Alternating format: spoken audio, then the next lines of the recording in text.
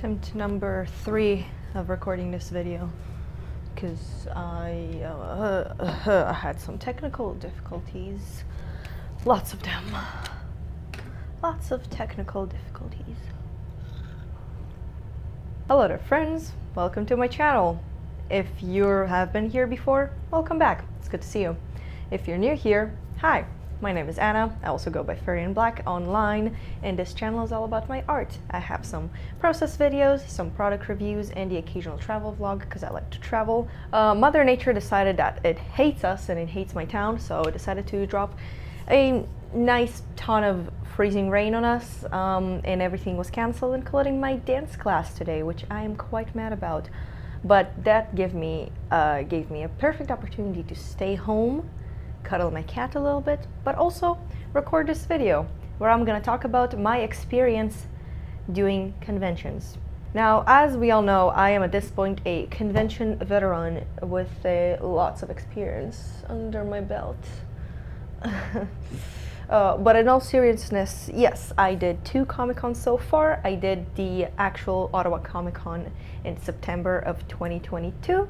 That was the very first convention I ever did, and just last weekend I did mini Comicon, also the same kind of setting, just a bit smaller, and that was my second convention.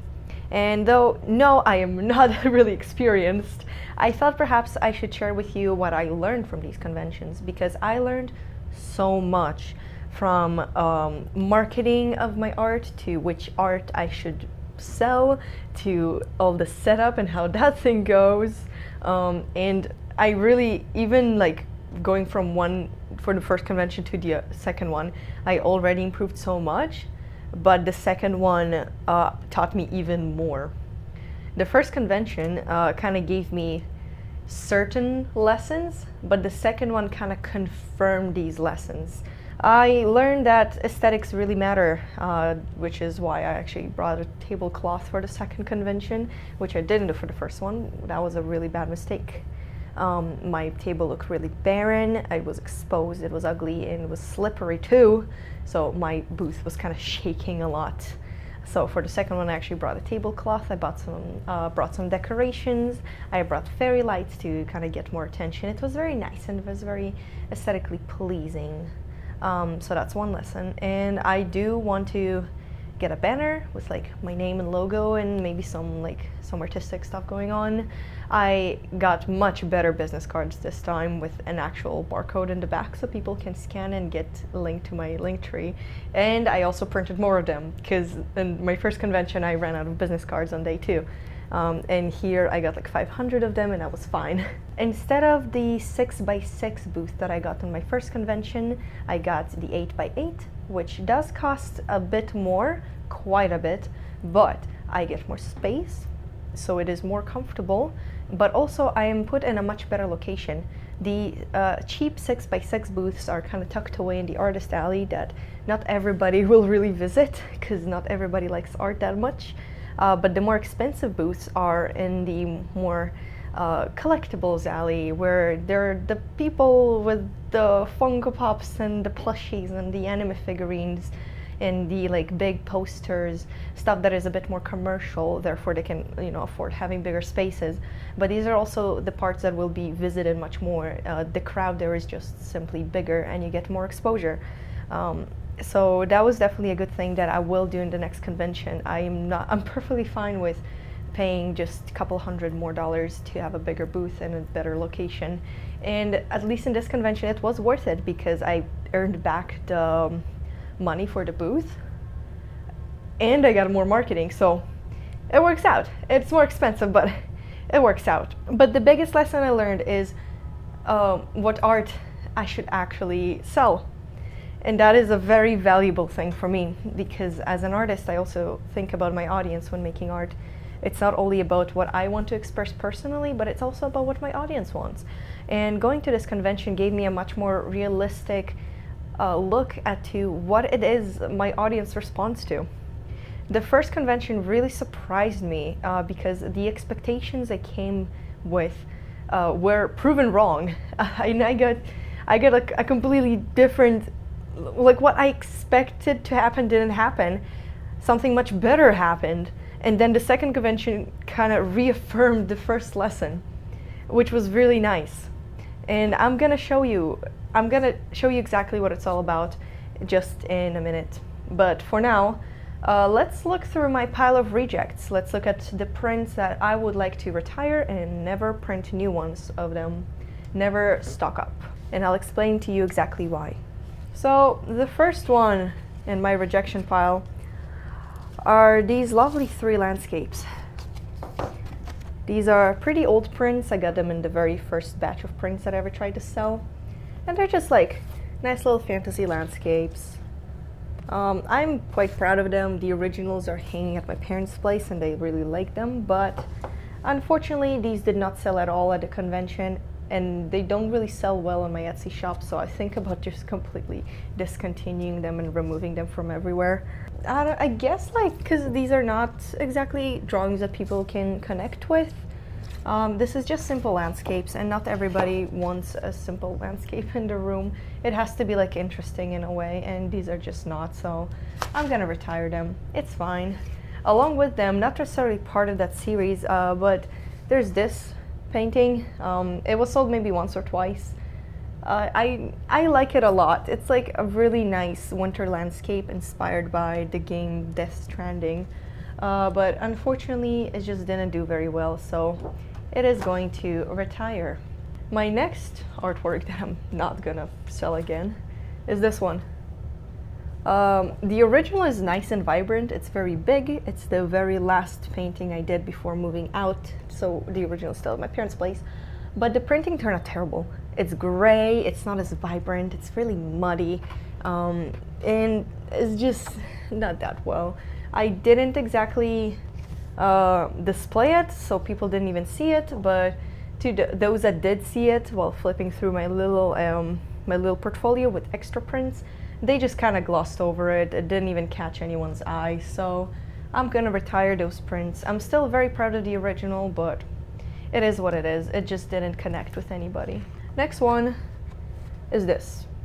Now, this couple did sell a little bit. It sold maybe a couple times, and one time on my Etsy shop, but unfortunately, same reason as the fairy, it just didn't do well enough for me to justify continuing selling it. I do really like the idea, and a lot of people complimented me on the creative approach of doing a jellyfish mermaid. And some people did like the vibes it has. It's very lovely, very vibrant, very nice painting. I might redo it with my current skill level, because there are some issues with it in terms of anatomy and composition and all that. But this original, unfortunately, will have to go. Next one, it just kind of surprised me, but in a really disappointing way. It's a print of Grief that I did for last year's Inktober. I thought it will do a little more better, because it's kind of neutral, if that makes sense. It's not something super specific or personal. It's a nice little pen drawing, but I guess people didn't really connect with it. I have her in 2 sizes, and the smallest size did kind of sell, but not that well. So unfortunately, this one will have to go. It really disappointed me because I like this drawing and I thought it will do well. It has a lot of this weave kind of feeling to it.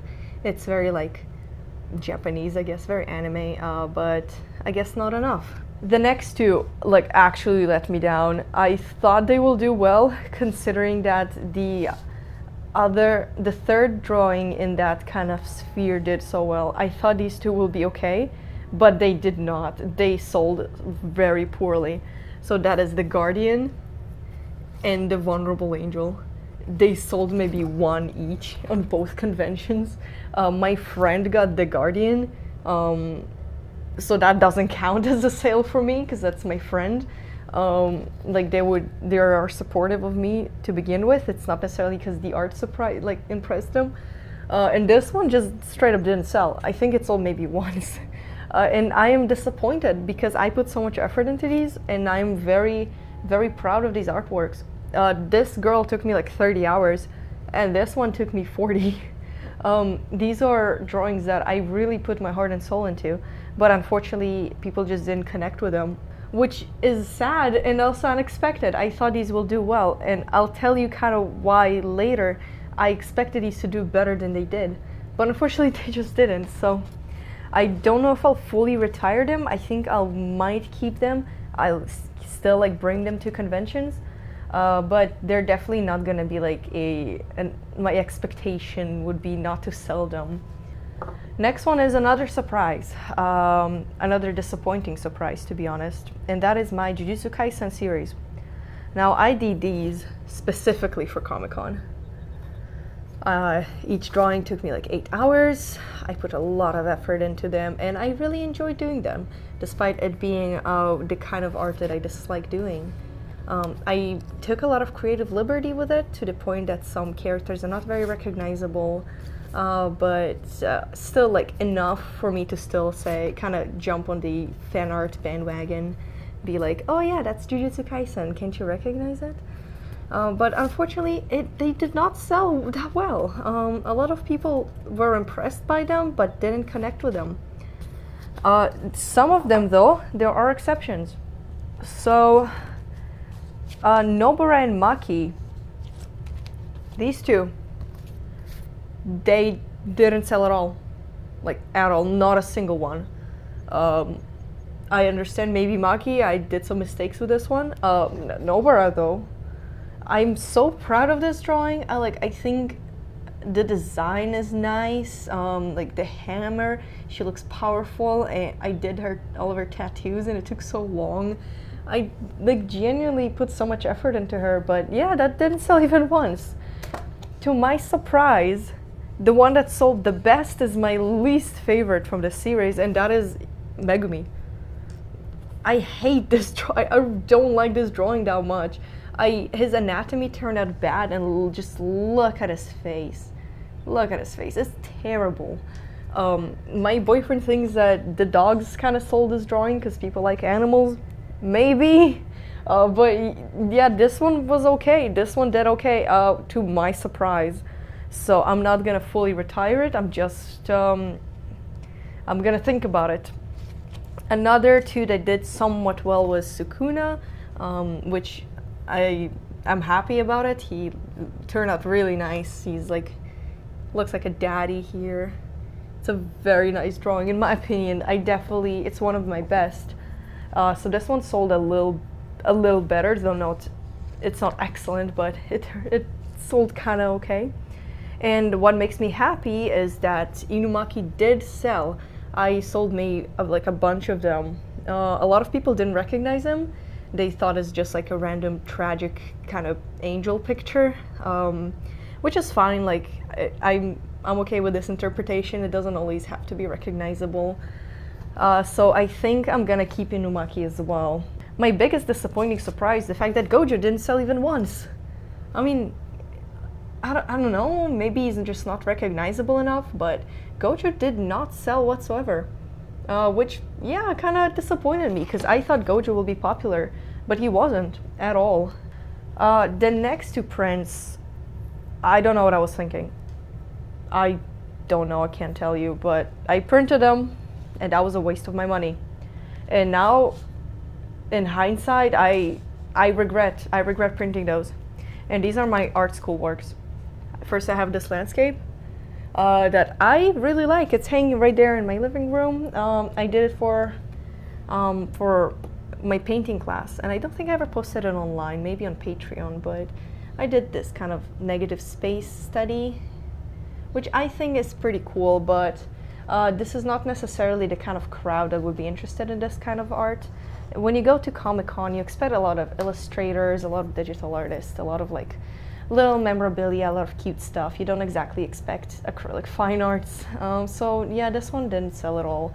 People did look at it, but it just didn't. And I totally understand why. It's not the right crowd. Next one is this protection. It sold once to a person that knows the model. But other than that, it just didn't at all.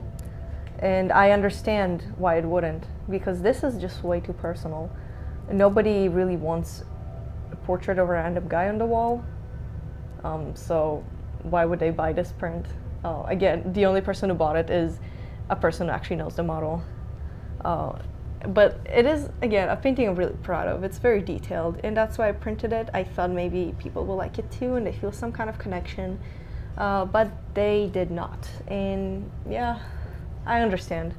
I'm not even mad about it. I'm not even disappointed. I maybe with myself for like not expecting this to flop, but that's okay. Lesson learned. Now here's the series that kind of taught me the most. And that is my Attack on Titan fan art. I printed those in 2 sizes. I had an 8x10 and these are 5x7. I have my 4 main characters. I had them really clearly on display. I was really advertising them whenever somebody passed and they're like, oh, cool art. I'm like, here's my Attack on Titan fan art. Guys, look at it. This is my Attack on Titan fan art. This did not sell even once. It didn't. People looked at it, they're like, oh no, Eren Yeager. They didn't buy it. Not a single one was sold. And I expected these to sell, to be honest, because it's Attack on Titan fan art. But not a single one sold. And I'd like to point out a little pattern here. My fan art doesn't do very well. And this is what I learned. And because of the Attack on Titan series, my feelings about how this whole thing turned out is very bittersweet. It's bitter because I put so much effort into these. I really did. This is done traditionally with watercolors. I struggle to like paint the black thick enough so it actually looks black. I put like gold watercolors on it. I studied stained glass, so my stained glass imitation in here makes sense. I suck at doing ornaments. I did ornaments for this. I put so much effort into these and they did not sell at all. So that is the bitter feeling. But here's the sweet feeling. I learned that I don't have to do fan art. That's pretty much the most important lesson I learned from this convention. I guess I kind of started getting that feeling on my first one because I saw that my fan art isn't selling very well. But the second one really like drove that point across that I don't have to do fan art. The reason why I even did it, both the Attack on Titan, both the Jujutsu Kaisen series, and the Castlevania fan art that I'm gonna show you later, is because I did not believe in my original art.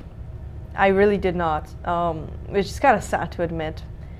It's hard for me to believe in myself sometimes. It's hard for me to believe that I'll ever make it as an artist. So I did fan art with the hope that it will reach more audiences who might like it, because these are characters they like, and with the hope that it will also sell. I guess in a way I try to sell myself out. And that does not make me happy, because here's a fun fact. I hate doing fan art. I really hate it. I can go on about it for days about how much I hate doing fan art. To make it kind of short, like the whole story, it does not fulfill me creatively. I feel like I'm ripping up someone else's idea, which is kind of what I'm doing. And as such, I struggle to really put my heart and soul into it. I don't enjoy the process because it is not mine. It's hard for me to really put myself and my style and my approach to art into the artwork. And yeah, I just don't exactly put my heart and soul into them. It is tedious, it's annoying, and does not make me happy at all. And to see that my fan art doesn't even do well, it was an interesting feeling. On one hand, I'm mad that my effort wasn't worth it, but on the other hand, it kind of gave me a better picture for the future. And I'll explain that a bit later once I go through my prints that I will not retire, that I will continue printing and continue selling. I feel like people understand that I didn't put my heart and soul into them, they kind of see the vibes. So therefore they don't exactly feel it either. And that's why my fan art doesn't sell well. But it's okay, I can live with that. When it comes to my Jujutsu Kaisen series, I did enjoy doing those. They were not tedious at all. But that is partially because I changed it so much. Because I made those artworks so original and so like my own, to the point that the characters are not that recognizable. So that is kind of the thing for me about fan art. I have to change it so much to the point that it's not fan art anymore. And at that point, like, why would I do fan art? So I don't want to do fan art ever again. And these conventions kind of confirm that I don't even have to. And I'm gonna explain to you exactly how I got that little proof by showing you my approved pile of prints. So this has been an unexpected bestseller. In fact, a lot of this pile are unexpected bestsellers. And these are my Inktober Forest and Inktober Water from my Inktober project in 2019. These sold probably the best. Usually together, because they go together very well. People love them. They loved like the creepy vibes. They loved how detailed I work with pens. I even brought my originals in the last convention, and they were surprised to see like the originals are smaller, really small. I had these in 3 sizes, and all 3 sizes sold very well. People absolutely loved them. I did not expect this to happen. I did not count on these to be my bestsellers. I thought my fan art will be. But these, my original works, were bestsellers. Along with my Forest and Water, also my Candle Monster sold very well. And people were upset that I didn't have more sizes of it. I had them only in the big one because it is again from my old batch of prints. But they want me to do more sizes. They want me to have an 8x10 and a 5x7. So I did not expect this to be a bestseller. It didn't do as well on my first convention, but this time I put it on full display. People noticed it, people loved it, and they bought it. These 3 were probably purchased the most. One person, when they looked at it, they said that this makes them relate to it because this is how they feel having BPD. While it is not my interpretation of it and not my intention with it, I really like that people found a way to connect with my artwork. So I'm gonna continue the candle, and I'm probably gonna print more sizes of it. Same case of unexpected success was my turtle, my world turtle. Now, this is another case of people interpreting it in their own way. They called it Turtle Island. Which is an indigenous North American belief that this continent is a turtle and we all live on it. So a lot of people thought that this is what I meant with this painting, and while it is not necessarily my intention with it, I was really happy that people interpret it in a way that is culturally relevant to them, and a lot of people loved it because of that. They were again a little upset that I had only 1 size. But for the next convention, I'll make sure that I have 2 more. This was definitely a very unexpected success. I did not expect this one to be so good. But I am very happy about it because it's a painting that has a lot of meaning for me and my parents. Now, the next few artworks are not exactly unexpected successes. I thought that they will be successful, but I was happy. And I was happy to be proven right. And that is my Castlevania fan art series. These guys. So while my Inktober was the most successful, these guys are second place. They were sold a bunch of times. Not all of my fan art failed. These guys were quite successful, and I'm happy about it because I am proud of this series. It let me explore an art style that I haven't really done before, the whole imitation stained glass, but digitally. It gave me much more confidence doing digital art, and right now I'm actually working on more stained glass imitation, and potentially making a coloring book in that art style. So that was definitely a really nice lesson. But while I will not retire these guys and I will keep on selling them, I will not print new ones once I sell out, because my goal is to completely cleanse my stock from any fan art. I just don't want any of it anymore. I want to focus on original stuff as we go forward from now on.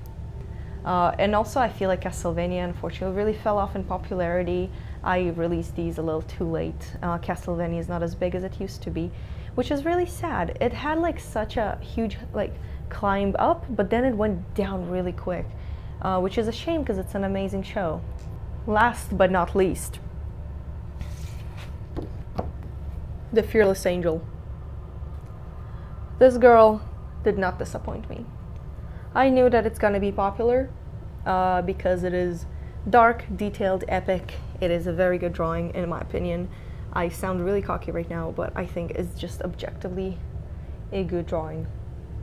I'm very proud of it. It took me 6 months. I put so much effort into it, so much of my heart and soul, a lot of emotions.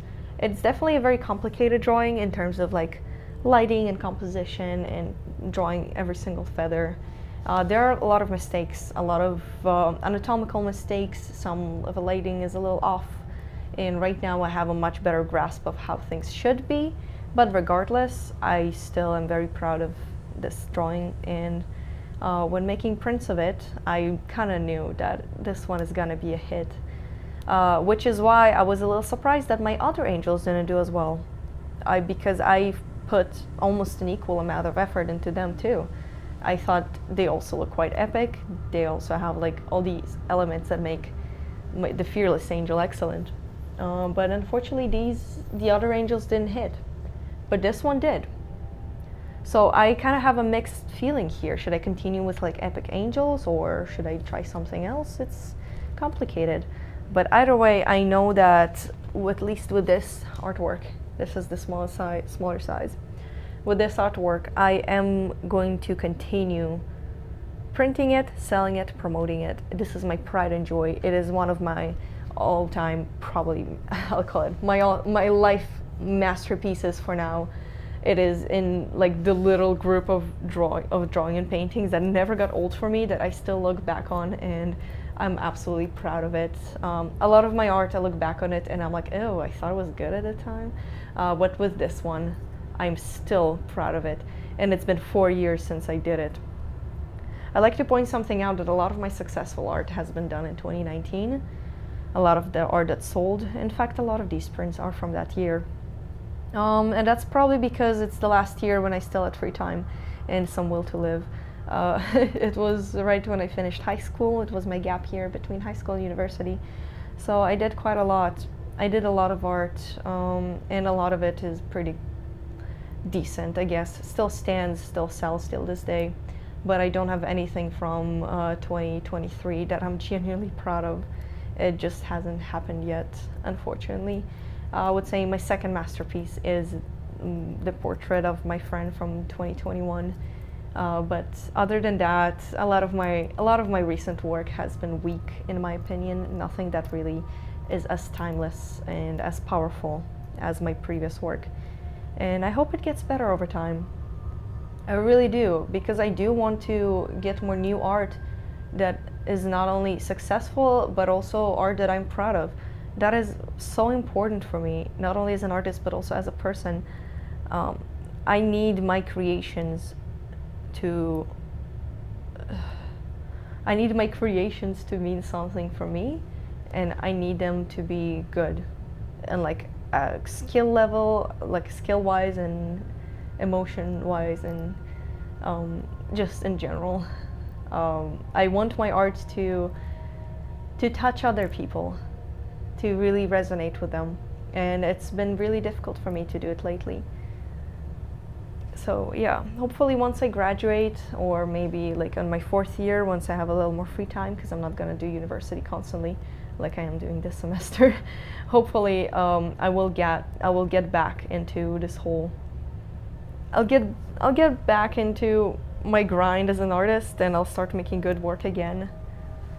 but the last couple years have been a little dry, not the best. From now on, when it comes to conventions specifically, I do want to focus a bit more on functional items rather than just art prints, because not everybody likes art prints. Not everybody has room on their walls. Not everybody wants that kind of stuff on their walls. So I don't think I will really focus on art prints, but I do want to make my own pins and buttons. I learned that a button making machine is like $100 and I can make it at home. So that's my current hyperfixation, I guess. You know, do stuff like t-shirts and stickers, you know, things that are a bit more functional and not just art prints. I'm still gonna have art prints, but it's not gonna be my main focus going from now on. I'm still gonna sell my bracelets for charity just because I lose absolutely nothing from displaying them.